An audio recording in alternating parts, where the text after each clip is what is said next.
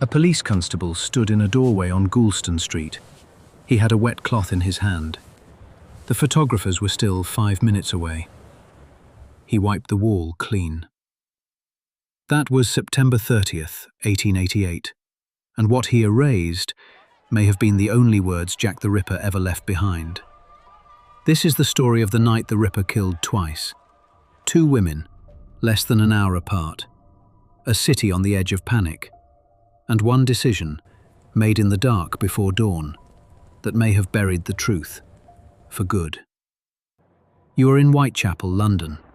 It is the night of September 29th, 1888, and it is about to become the most dangerous night in the history of these streets. To understand what happened that night, you need to understand what Whitechapel already was. 80,000 people packed into streets built for a fraction of that number. The smell hits you first. Coal smoke, animal waste, the permanent rot of a city that has never had enough space, enough work, or enough light. Gas lamps cast yellow pools every 40 yards. Between them, darkness. The kind that makes a city feel like a forest. The autumn of 1888 is already terrified. 2 women, Mary Ann Nichols in August, Annie Chapman in September, have been found dead in these streets. Throats cut, bodies mutilated with a precision that does not suggest rage. It suggests practice. The police have dozens of suspects, no real evidence. The newspapers are running daily accounts that veer between outrage and spectacle. Letters are arriving at police stations, letters written in red ink, letters that mock the investigation, letters that promise more.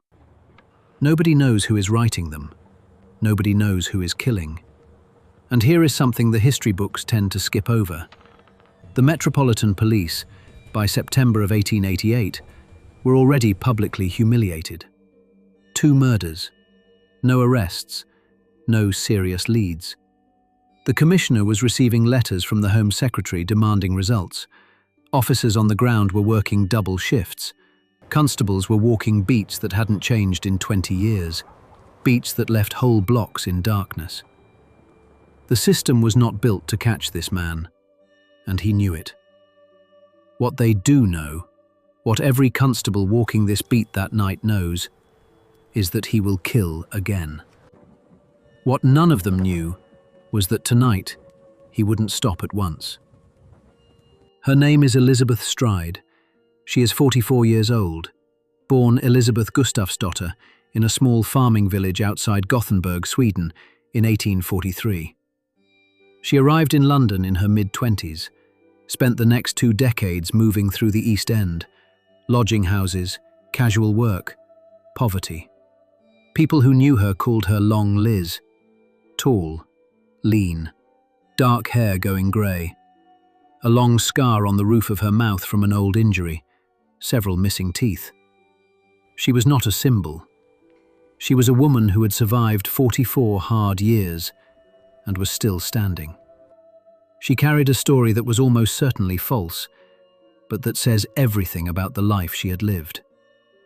For years, Elizabeth told people she had lost her husband and 2 of her children in the sinking of the Princess Alice, a pleasure steamer that capsized on the Thames in 1878, killing over 600 people. Investigators later found no evidence this was true. Her husband died in a workhouse infirmary years later, of something else entirely. So why tell that story? Maybe she used it for sympathy. Maybe she had suffered a loss that didn't fit the shape of any available disaster. Maybe the Princess Alice was simply the most comprehensible way she knew to say, "Something happened to me, and I have never recovered from it." Tonight, September 29th, she spends part of the evening at the International Working Men's Educational Club on Berner Street. She is seen by multiple witnesses. She is reported to be in good spirits. She is, by all accounts, a woman having an ordinary evening. She leaves just before midnight, turns toward Berner Street. At approximately 12:35 a.m., A man named Louis Diemschutz turns his horse-drawn cart into Dutfield's yard beside the club. His horse shies, refuses to move. Diemschutz climbs down to look. There is a woman lying at the entrance to the yard. He touches her with his whip. She doesn't move. He strikes a match. Elizabeth Stride's throat has been cut. The blood beneath her body is still warm. She has been dead for minutes, possibly seconds. Diemschutz runs inside. Men pour out into the yard. Someone sprints for the police. The street fills with noise and lamplight. And here is the detail that changes everything about this night. There is no mutilation. Unlike the two women before her, Elizabeth Stride shows only the throat wound. Nothing else. The prevailing theory is that the killer was interrupted. Diemschutz's cart arrived just as he was beginning, and he fled. Which means Jack the Ripper is now somewhere in the streets of Whitechapel. His work, unfinished. It is 12:45 a.m. He will not go home. And somewhere in the city, a woman named Catherine Eddowes is walking toward him. Between 12:45 and 1:30 a.m., the killer moves through Whitechapel. The distance between Dutfield's yard and his next crime scene is 800 meters. A 10-minute walk, at most. But he doesn't go directly, because he can't. The East End at this hour is not empty. There are constables on their beats, night workers heading home, people pouring out of the club on Burner Street, still loud, still alarmed, already spreading word through the neighborhood. He is moving through streets that are beginning to look for him. And at one point, based on the known patrol routes of constables that night, he and the officers searching for him were likely within 100 meters of each other. He kept walking. No one stopped him. No one looked twice. That is either extraordinary luck, or it tells us something about who he was, what he looked like, how he carried himself through a street that was already on edge. Because here is what we know about this 45-minute window, from statements, patrol logs, and witness accounts collected in the days that followed. At least 3 separate constables passed through the area between Burner Street and Mitre Square during this period. One of them, Constable Harvey, walked to the entrance of Church Passage, which opened directly onto Mitre Square at approximately 1:40 a.m. He heard nothing. He saw nothing. He turned around and continued his beat. The killer was either already inside the square or arrived seconds after Harvey turned away. Think about that. A trained officer, 30 meters from the crime scene, 45 minutes after the first murder, and nothing. This is not a man who panicked. This is not a man who ran. Whatever else he was controlled, methodical, and almost certainly familiar with those streets. We know he encountered at least one person during this window. Earlier that evening, a woman named Catherine Eddowes had been arrested on Aldgate High Street, drunk and disorderly. She had, by the desk officer's account, been found impersonating a fire engine. Her words, not his. She was held at Bishopsgate Police Station until she sobered up, released at approximately 1 a.m. The officer who let her go asked where she headed. She said, home. She turned toward Whitechapel, toward her lodgings on Flower and Dean Street.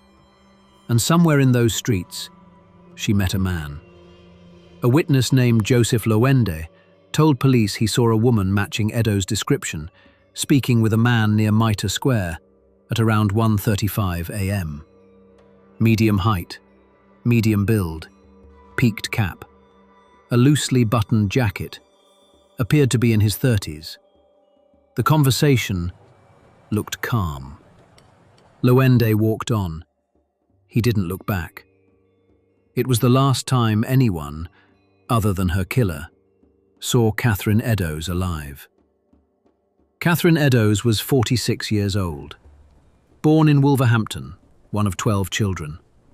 She was funny, sharp, quick with a word. People who knew her said she was good company. Genuinely good company, not the polite kind. She could read and write, which was not a given in her world. She had a tattoo on her left forearm, the initials TC, for Thomas Conway, an old relationship she had never quite let go of, or never got around to removing. She had been living for 7 years with a market porter named John Kelly. By every account, he was devoted to her. That morning, she had left Kelly to look for seasonal work in the hop fields of Kent. She came back with nothing. The work was already gone. They had pawned his boots just to pay for a bed for the night. On the evening of September 29th, Kelly gave her his last few coins. She kissed him. She went out. She was arrested at 8:30 p.m., drunk, sitting on a pavement in Aldgate, singing to herself. When the desk officer asked her name, she said Mary Kelly. That was not her name. Whether she was protecting herself from something that evening or simply didn't want to be identified, we don't know. What we do know is that 5 weeks later, a woman named Mary Jane Kelly would become the Ripper's final and most brutally murdered victim. Almost certainly a coincidence, but it is the kind of detail that this night seems full of. Small, quiet threads that never quite resolve into anything clean. The officer who released Catherine Eddowes at 1 a.m. watched her walk south, away from the station. He later said he wished he had found a reason to keep her longer. At 1:44 a.m., Police Constable Edward Watkins enters Mitre Square on his regular beat. He walked through the same square 14 minutes earlier. It was empty. In the southwest corner, he finds Catherine Eddowes. The mutilation is severe, deliberate, extensive. The killer, interrupted once that night, was not interrupted again. Watkins would later say he had seen nothing, in 20 years on the force, that compared to what he found in that corner of Mitre Square. He runs to a nearby warehouse, finds the night watchman. Within minutes, constables converge on the square. The killer is already gone. But this time, he has left something behind. 400 meters from Mitre Square, a constable named Alfred Long finds a piece of cloth on the ground, in the entrance of a building on Goulston Street. Wet, dark. It will later be confirmed as a piece cut from Catherine Eddowes' apron, almost certainly used to wipe a blade or hands after leaving Mitre Square. The killer came this way. He stood in this doorway minutes ago. Long looks up. Above the cloth, written in chalk on the black painted surface of the doorway wall, is a message. Long copies it into his notebook, word for word. The Jews are the men that will not be blamed for nothing. This is the only piece of writing ever found at a Ripper crime scene that may have been left there by the killer himself.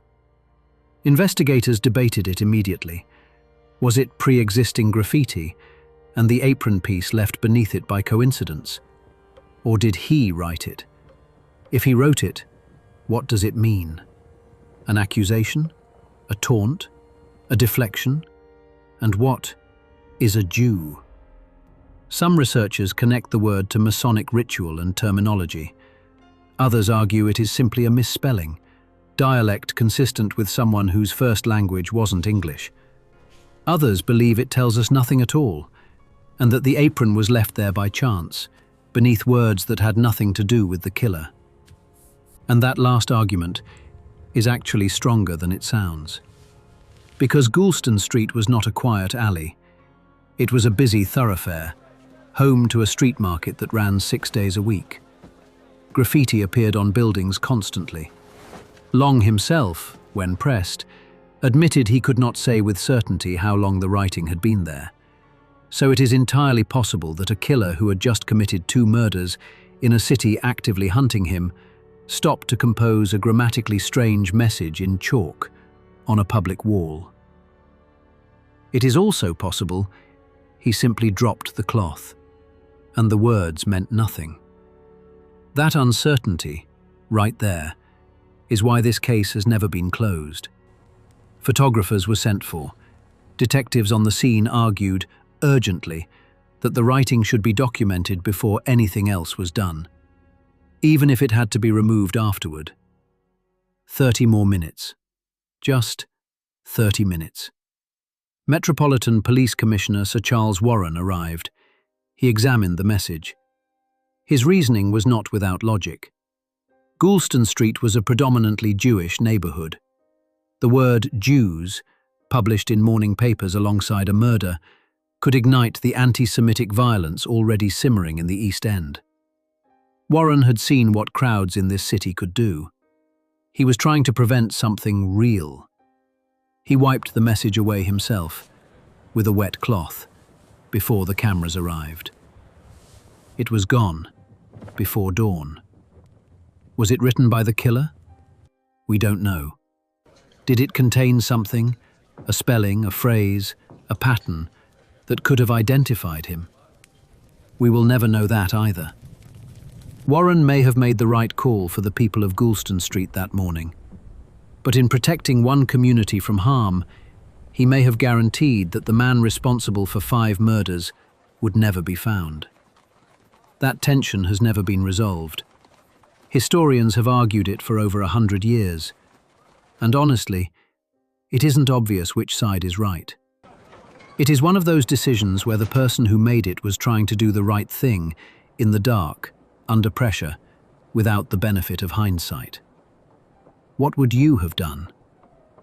While detectives were still working the crime scenes, a letter was already sitting in the offices of the Central News Agency. It had been sent 2 days before the double event, addressed "Dear Boss," written in red ink. The author described his work with relish, mocked the police, promised to send along a piece of his next victim's ear as a gift, and signed off with a name that had not yet appeared in any newspaper: Jack the Ripper. Most investigators today believe this letter was written by a journalist, a hoax designed to drive circulation. The leading candidate is a reporter named Tom Bulling, who worked at the agency and whose handwriting has been compared, though never conclusively matched, to the letter. It worked. The name spread across every front page in Britain within days. It gave the unknown killer an identity, a brand, an audience, which, if the journalist's theory is correct, means one of the most famous names in criminal history was invented by a reporter trying to sell papers. But then, the morning after the double event, a postcard arrived at the same agency. Same handwriting as the letter, same author, almost certainly. And it did something the letter had not done. It named both victims. It called the night a double event. And it was postmarked, the morning of September 30th, before the newspapers had published the victims' names, before most of London even knew 2 women had been killed. Think about what that means. Either the postcard was sent before the murders were widely reported, meaning whoever wrote it knew about them before anyone else did, or it was sent in the very early hours by someone who had heard rumours moving through the streets before dawn. Nobody has ever determined which. If it was the killer, he mailed a postcard on the same morning he murdered 2 women. That level of composure is almost incomprehensible. If it wasn't, someone else knew, and that person was never identified either. As for suspects, over 100 names have been put forward in the 135 years since these murders. 3 have attracted the most serious attention. Aaron Kosminski, a Polish-born barber who lived in Whitechapel, was named by a senior Metropolitan Police detective as a strong suspect, and later committed to a lunatic asylum in 1891. In 2014, a researcher announced that DNA from a shawl allegedly found near Catherine Eddowes' body had identified Kosminski as the killer. The claim made international headlines. Within months, it was methodically taken apart. The shawl's chain of custody was unverifiable. It had reportedly sat in a private collection for over a century, handled by unknown numbers of people, with no documented history linking it to the crime scene. The methodology was disputed by multiple independent forensic scientists. The paper was widely criticized. The conclusions were effectively withdrawn. The Kosminski question remains exactly where it was before 2014. Open. Montague John Druitt, a barrister, was named by an assistant commissioner as his preferred suspect. Druitt's body was recovered from the Thames in December 1888, weeks after the last Ripper murder. Whether that timing is evidence or coincidence, nobody can say. Francis Tumblety, an American doctor, was actually arrested in London in November 1888 on separate charges and fled the country before police could question him further. He was never charged. He died in 1903. The case remains officially open. No one has ever been convicted. Jack the Ripper's identity is unknown. There is a habit in coverage of this case, even careful, well-intentioned coverage, of treating Elizabeth Stride and Catherine Eddowes as components of an event rather than as people. The double event. The night the killer struck twice. But Elizabeth Stride was a woman who survived 44 years in one of the hardest places in the world, who carried a grief she couldn't name and shaped it into a story about a shipwreck so that strangers might understand the weight of it. Catherine Eddowes was funny, literate, tattooed. She kissed John Kelly goodbye that night with his last few coins in her pocket. She gave a false name to the police who set her free into the dark. And we will never know why. What this case actually reveals, beneath the mystery, beneath the suspects and the theories, is not really a whodunit. It is a record of who was considered expendable. 5 women were killed in the autumn of 1888, in streets where women like them vanished regularly and drew no serious inquiry. They were not protected. They were not investigated. The full resources of the state were not directed at their cases, until the manner of their deaths made looking away politically impossible. We remember his name, a name he may or may not have chosen for himself. They had names too. Mary Ann Nichols, Annie Chapman, Elizabeth Stride, Catherine Eddowes, Mary Jane Kelly. If you know this case, which of the 3 suspects do you think came closest? And if you think it was someone else entirely, say so below. This case has had 135 years of argument. It has not been settled yet. The coroner's inquest recorded the same finding for both women. Open verdict. Cause of death, unknown. 135 years later, we still don't have a better answer. Subscribe if you want to stay. We're back Friday.